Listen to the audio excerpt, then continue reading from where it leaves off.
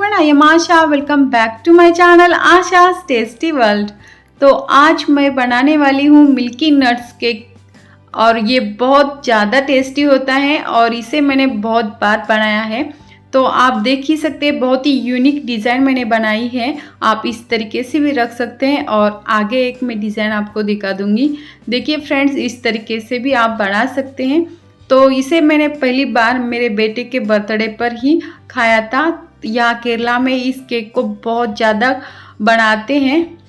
तो केरला स्टाइल से मैं आज इस केक की रेसिपी दिखा रही हूँ और यहाँ केरला में बहुत अलग अलग वैरायटी के केक बनते हैं। आगे मैं उसकी भी रेसिपीज़ अपलोड कर दूँगी। तो चलिए फटाफट से देखते हैं इसकी रेसिपी। तो इसके लिए मैंने यहाँ लिया है 1 कप मैदा। 1 कप 240 ml का है। आप किसी भी एक कटोरी या कप से इसका नाप ले सकते हैं। तो आप अपनी पसंद से इसकी क्वांटिटी कम ज़्यादा कर सकते हैं। तो इसे हमें 3 बार छानना है। आप जितनी बार छानोगे उतना ही फ्लफी और अच्छा केक बनेगा। तो इसीलिए आपको इसे छान के ही लेना है। इस टिप को आप याद रखिए। तो इसे मैं 3 बार छानने वाली हूँ। अच्छी तरह से छानने के बाद हम इसमें डालेंगे बेकिंग पाउडर। तो यहाँ मैंने इस स्मॉल स्पून से 1 स्पून बेकिंग पाउडर लिया है और इसी स्पून से हाफ स्पून में सोडा ले रही हूँ और इसे भी हम छानेंगे। छानने के बाद इसमें जाएगा मेन इंग्रेडिएंट्स यानी कि मिल्क पाउडर। मिल्क पाउडर डालने से बहुत ही बढ़िया स्वाद आता है केक में। तो यहाँ मैंने 1 स्पून मिल्क पाउडर ली है और इसे भी हम छानेंगे। उसके बाद हम इसमें डालेंगे नमक। तो नमक डालना आप मत भूलिएगा, नमक नहीं डाला तो बिल्कुल भी टेस्ट नहीं आएगी केक में। तो इस मिक्सचर को हम साइड में रखेंगे थोड़ी देर के लिए। तो अभी ये हो चुका है। उसके बाद हम लेंगे और एक बाउल और हाफ कप शुगर मैंने ली है। तो यहाँ हमने 3 अंडे लिए हैं। आप चाहे तो 2 अंडे भी ले सकते हैं, 4 अंडे भी ले सकते हैं इस केक के लिए। तो अभी मैं 3 ही ले रही हूँ और इसके लिए हमें चाहिए हाफ कप शुगर और फिर हम इसे अच्छी तरह से बीट करेंगे। जब तक ये अंडे फूल के डबल नहीं होते तब तक हमें बीट करना है और बीट करते टाइम थोड़ा थोड़ा शुगर इसमें डालेंगे। देखिए इसी तरीके से हमें थोड़ी थोड़ी शुगर इसमें डालते रहना है। बहुत जल्दी ये हो जाता है, बहुत टाइम नहीं लगता। और अगर आपको लगता है अंडा डालने से स्मेल आता है तो आप एक बार बनाकर देखिए, बिल्कुल भी स्मेल नहीं आता। फिर हम इसमें डालेंगे 1/4 कप ऑयल। तो यहाँ मैंने सनफ्लावर ऑयल लिया है। आप किसी भी एक कटोरी या कप का नाप लेके सभी मेजरमेंट कर लेना, बहुत ही इजी हो जाएगा। तो उसी कप से मैं 1/4 कप मिल्क ले रही हूँ और मिल्क भी हम थोड़ा थोड़ा करके इसमें डालेंगे। तो देखिए फ्रेंड्स, ये जो अंडा था वो फूल के डबल हो गया है। और फिर इसमें हम डालेंगे 1 स्पून वैनिला एसेंस। अभी ये हो चुका है। हम इसमें थोड़ा थोड़ा करके जो प्रीमिक्स हमने बना के रखा था वो इसमें डालेंगे। तो इस तरीके का मैदे का प्रीमिक्स आप बना के भी रख सकते हैं और इसे हम थोड़ा थोड़ा करके ही डालेंगे। आप एक ही बार डालेंगे तो केक उतना फूलेगा नहीं। सो इसीलिए इसे थोड़ा थोड़ा करते हुए डालेंगे और बहुत ज़ोर से नहीं घुमाना, धीरे धीरे घुमाते हुए इसका मिक्स हम बनाएंगे। हमने इसमें मिल्क पाउडर डाली है इसलिए इसका थोड़ा सा अलग टेस्ट रहता है। एक्चुअली ये मिल्की नट्स केक है इसलिए इसकी टेस्ट बहुत ही बढ़िया है फ्रेंड्स, बहुत ही टेस्टी लगता है, यम्मी लगता है। जिस किसी को मिल्क खाना पसंद है उनके लिए तो ये केक परफेक्ट है। तो इस केक में हमें कलर वगैरह कुछ भी नहीं डालना फ्रेंड्स, क्योंकि ये मिल्की नट्स केक है। मैंने भी कलर नहीं डाला, बट जो अंडे थे उसी का कलर इतना डार्क आया हुआ है। और फिर हम इसे धीरे धीरे घुमाते हुए इसका बैटर बनाएंगे। तो अब ऑलमोस्ट बैटर अभी बन चुका है। तो अब हम लेंगे केक का टिन। तो मैंने यहाँ 5 इंच का केक का टिन लिया है और इसे अच्छी तरह से बटर पेपर लगा के ऑयल से ग्रीस किया है। तो बैटर की कंसिस्टेंसी सेम इसी तरीके की रहनी चाहिए फ्रेंड्स। तो अब हम इस बैटर को केक टिन में डालेंगे और बैटर डालने के बाद हमें इस टिन को 2-3 बार अच्छी तरह से टैप कर लेना है ताकि ये इक्वल हो जाए। इस बर्तन को मैंने 10 मिनट पहले ही प्रीहीट करने के लिए स्लो गैस के फ्लेम पे रखा था। तो अभी ये परफेक्ट प्रीहीट हो चुका है। इसी टाइम हम इसमें रखते हैं बैटर। तो बैटर का टिन रखते ही हम इसे अच्छी तरीके से ढक के रखेंगे ताकि जो स्टीम होती है वो बाहर ना आ सके। और फिर 30 मिनट्स के बाद हम चेक करके देखेंगे। 30 मिनट्स इनफ है इस केक के लिए। तो चलिए देखते हैं केक। वाह, बहुत ही बढ़िया केक बेक हो चुका है और आप ऊपर की जाली देखते ही समझ चुके होंगे कि केक अंदर से परफेक्ट बेक हुआ है। तो अब हम इसे ठंडा करेंगे। ठंडा करने के बाद हमें इसे निकालना है। देखिए, इसका जो बटर पेपर है वो हम रिमूव करेंगे। तो हमेशा की तरह पहले हम नाइफ से इसके कट लगाएंगे। ये कट करना बहुत ही आसान है, इसी मेथड से आप कट करिए, परफेक्ट कट हो जाएगा। नाइफ से कट लगाने के बाद हम लेंगे बड़ा सा थ्रेड और इसी के बीच में हम थ्रेड को डालेंगे और ऑपोजिट डायरेक्शन में हमें खींचना है सिंपली, और हो गया। तो देखिए, बहुत ही प्यारी प्यारी स्लाइसेस कट हो चुकी हैं। तो अब हमें लेना है ड्राई फ्रूट्स। तो यहाँ मैंने कैश्यू नट, बादाम और पिस्ता लिया है। और फिर हम लेंगे वाइट चॉकलेट मेल्ट करके। उसके बाद हमें जो सिरप चाहिए वो हम मिल्क से ही बनाएंगे। तो मिल्क सिरप मैंने बना लिया है। तो यहाँ मैंने एक केक की स्लाइस रखी है, उसके ऊपर मैं जो मिल्क का सिरप मैंने बनाया वो डाल रही हूँ। तो इसमें मैंने क्या किया है कि 4 स्पून मिल्क लिया है और उसी में मैंने 4 स्पून शुगर डाली है। अच्छी तरह से मिक्स करके रखा है। ये मिल्की नट्स केक है, इसलिए सब कुछ हमें मिल्क से बना हुआ ही यूज़ करना है। बाद में हम इसे क्रीम लगाएंगे। तो देखिए, इस तरीके से हमें क्रीम को स्प्रेड करना है।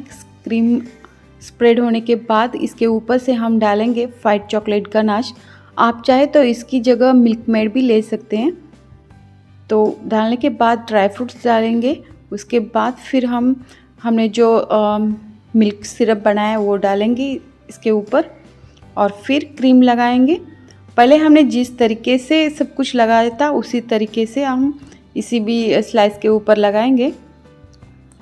तो आप सोच ही सकते हैं इसकी टेस्ट कितनी बढ़िया होगी जब इसके अंदर इतना सारा वाइट चॉकलेट गनाश और उसी के साथ में नट्स डलते हैं, तो बहुत ही खाने में मज़ा आता है। तो आगे मैं दिखा दूंगी किस तरीके से हमें वाइट चॉकलेट गनाश बनाना है। तो वाइट चॉकलेट गनाश डालने के बाद उसके ऊपर मैं ड्राई फ्रूट्स डाल रही हूँ। अपने पसंद से कम ज़्यादा ड्राई फ्रूट्स आप कर सकते हैं। तो फिर हम ऊपर की स्लाइस को पहले ही मिल्क लगाएंगे और फिर उसी के ऊपर रखेंगे। तो इसके ऊपर क्रीम लगा के हम इसे फिनिशिंग देंगे। तो देखिए, मैं इस तरीके से क्रीम रख रही हूँ। अगर आपको बहुत ही अच्छी फिनिशिंग देनी है तो आप इस केक को पहले जब हम केक बेक करते हैं उसके बाद ठंडा होने के बाद आधे घंटे के लिए फ्रिज में रखिए और फिर इस तरीके से आप केक को फिनिशिंग देंगे तो बहुत ही बढ़िया तरीके से सब कुछ इसमें सेट हो जाता है जल्दी से। और स्पैचुला से ही मैं सभी तरफ क्रीम लगा रही हूँ और क्रीम लगाने के बाद हम इसे फिनिशिंग देंगे। तो इस तरीके से पहले हमें क्रीम लगा के रखना है और फिर हम क्रैपर से इसे फिनिशिंग करेंगे।